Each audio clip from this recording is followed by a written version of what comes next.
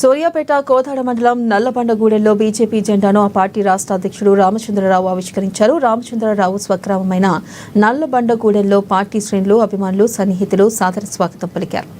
వారితో కలిసి భారీ ర్యాలీలో వెళ్లి అంబేద్కర్ విగ్రహానికి రామచంద్రరావు పూలమాలలు వేసి నివాళులర్పించారు.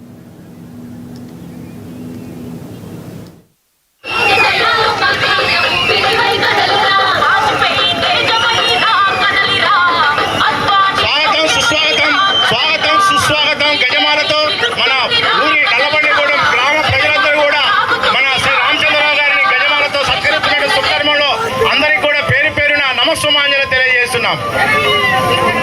జై రామచంద్ర. ఊరి ప్రజలందరూ కూడా ఘనంగా స్వాగత సమావేశ ప్రజా ఆదరణ పొందినటువంటి క్రమశిక్షణ